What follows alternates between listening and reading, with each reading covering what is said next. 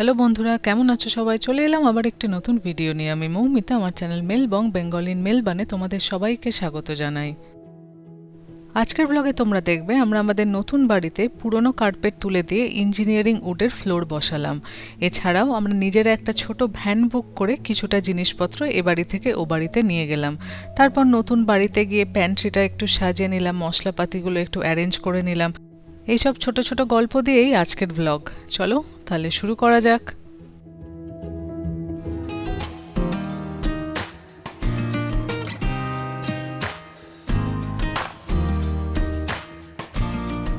কালকে তো এই মালপত্রগুলো নিয়ে এসেছি।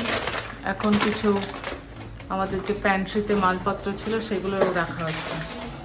যতটা পারছি আমরা নিয়ে চলে আসছি আস্তে আস্তে। এটা রান্না করে খাই।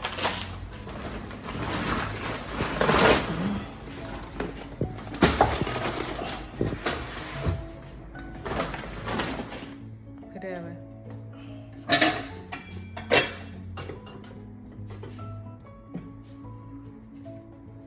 কোটি কোটি আমাদের কাপ কাপ আর গ্লাস কিছু ফেলতে হয়, বুঝলে?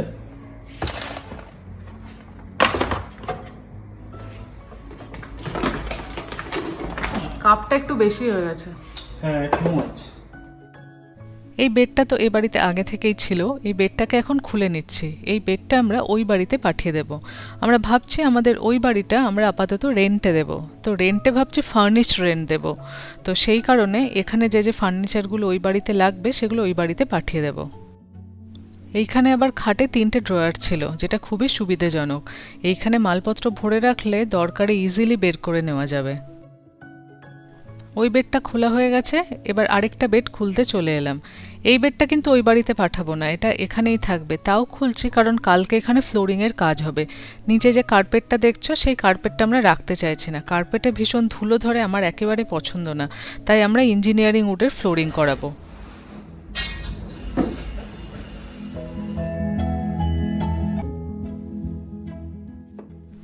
তোমাদের তো বললামই আজকে ওই বাড়িতে ফ্লোরিংয়ের কাজ হবে, সেজন্য আমি আর সৈকত দুজনেই ছুটি নিয়েছি। তো ছুটি যখন নিয়েছি, দিনটা নষ্ট করব, কিছু মালপত্র বয়ে নিয়ে যেতে পারি। যত নিয়ে যেতে পারি আমাদেরই সুবিধা, ততটা তাড়াতাড়ি মালপত্রগুলো চলে যাবে।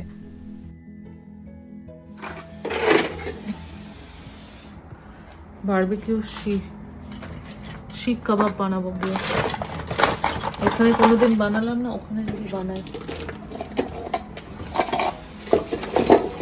এই ওটা ফেলে দাও। ফেলে দেবো? আমাদের এখানে যে দুটো বেডরুম ছিল, সেখানে আমাদের একটা বেডরুমে বেড ছিল, অন্যটাকে আমরা স্টাডি হিসেবে ইউজ করতাম। সেখানে ছিল এই সোফা কাম বেডটা। এই সোফা কাম বেডটাকে এখন খুলে নিচ্ছি, খুলে রাখলে নিয়ে যেতে সুবিধা হবে সেই কারণে। সোফা পুরো খোলা হয়ে গেছে। এই গোগেট থেকে যেমন প্যাসেঞ্জার ভেহিক্যাল ভাড়া করে ঘুরতে যাওয়া যায়, তেমনি এখান থেকে ভ্যানও ভাড়া করা যায়। এই ভ্যানের মধ্যে বেশ খানিকটা জায়গা থাকে, যেখানে মালপত্র নিয়ে এক জায়গা থেকে অন্য জায়গায় শিফটিংয়ে ভীষণ সুন্দরভাবে ইউজ করা যায়। এদের ভাড়া হয় ঘন্টায় $12 থেকে $15। আমরা আমাদের জিনিসপত্র ভরে নিয়েছি। আমাদের ম্যাক্সিমাম আজকে 2 ঘন্টার জন্য লাগবে।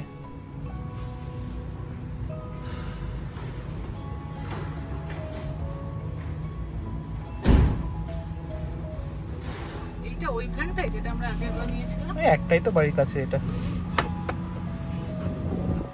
এটা খোলাই থাকবে। প্রথমে এসে ভ্যানে চড়েছিলাম, আবার আজকে ভ্যানে। আমরা এই লোডিং ডকটা বুক করে রেখেছিলাম, ভ্যানটা এসে লোডিং ডকে ঢুকিয়ে দিয়েছি। এখন দুটো প্ল্যাটফর্ম ট্রলিতে করে মালপত্র উপরে নিয়ে যাচ্ছি। লিফট থেকে নেমেই দেখি সামনে প্রচুর মালপত্র রাখা আছে। এগুলোই সেই ইঞ্জিনিয়ার্ড ফ্লোরিং। আপাতত এরা বাইরে স্তূপ করে রেখেছে, যখন যেমন লাগছে তখন ঘরের মধ্যে নিয়ে গিয়ে মনে হয় কাজ করছে। দেখা যাক ঘরে গিয়ে কি কি করছে এখন। প্রচুর কাঠ দেখে লাগছে কি বিশাল একটা কিছু হবে পুরো বাড়ি। These are all foams? No, rubber. Okay, rubber.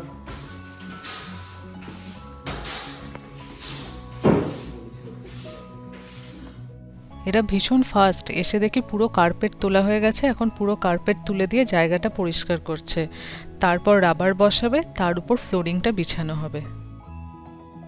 ঘরের মধ্যে চারিদিকে ওদের মালপত্র ছড়ানো, অনেক মালপত্র যন্ত্রপাতি নিয়ে এসছে দেখছি কাজ করার জন্য, এদিকে ওদিকে চারদিকে ছড়িয়ে রয়েছে।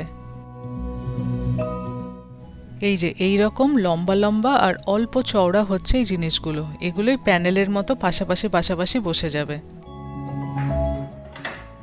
এগুলো সাইজ করে কাটার জন্য আবার একটা যন্ত্রও নিয়ে এসছে, কারণ এজের দিকগুলোতে এত বড় হয়তো লাগবে না, তখন ছোট করতে হবে সেই কারণে।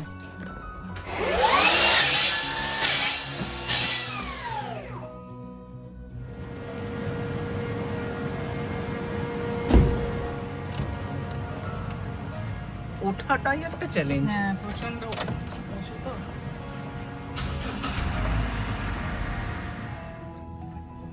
আমরা ওদেরকে ওদের মতো ছেড়ে দিলাম, আবার আমরা সন্ধেবেলায় এসে দেখব কতটা কাজ এগোলো। বললো তো আজকেই হয়ে যাবে, দেখা যাক কতটা কি কাজ এগোয়। এর মধ্যে গিয়ে আমরা ওই বাড়িতে গিয়ে আরও কিছু জিনিসপত্র ব্যাগের মধ্যে ভরে গুছিয়ে রাখি।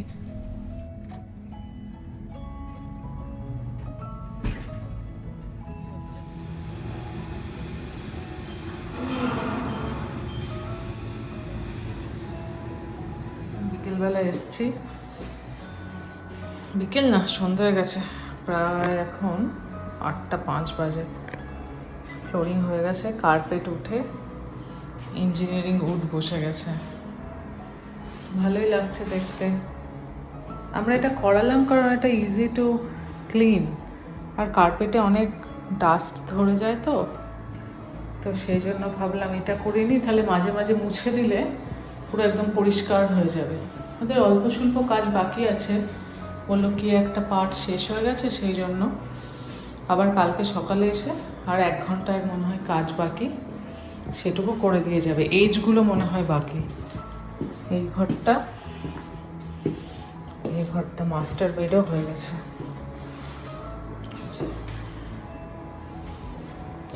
New floor, walking রোডটাও।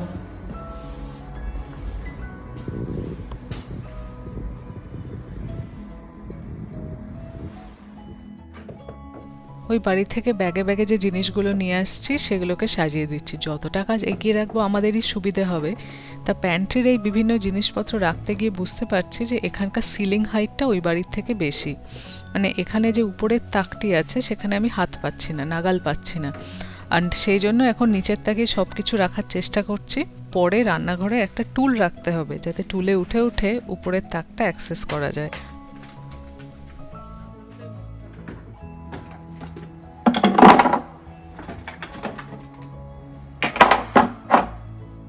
এটা ডেপটা একটু বেশি আছে।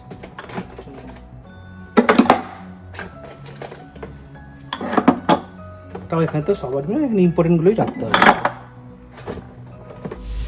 কালকে আমাদের ফাইনাল মুভ, তার আগে এই ঘরে ফ্লোরিং বসে যাওয়ার পর যে বেডটা এখানে ছিল সেটাকে আবার পেতে দিচ্ছি, যতটা কাজ এগিয়ে রাখা যায়। যেইভাবে খুলেছিলাম সেইভাবেই আবার লাগানো হচ্ছে।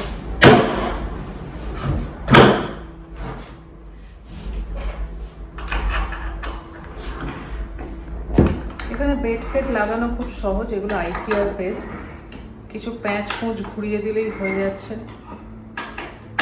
বেড একদম বেড। হ্যাঁ, যে কার্পেটটার আগে বসানো ছিল সেটা ছিল গ্রে কালারের, তারপরেই ফ্লোরিংটা বসানোর পর ঘরটা খুব উজ্জ্বল লাগছে দেখতে।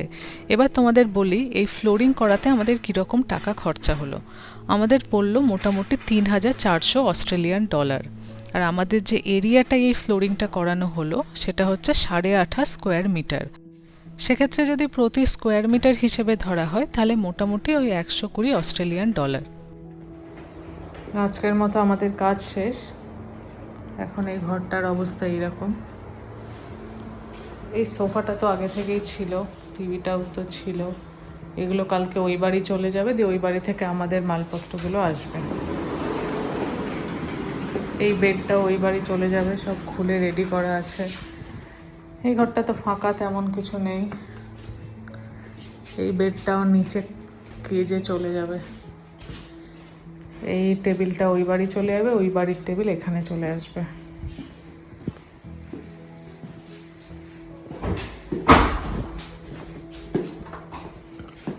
এই ঘরে বেড পাতা হয়ে গেছে, ম্যাট্রেসটা পরে ক্লিন করে নেব।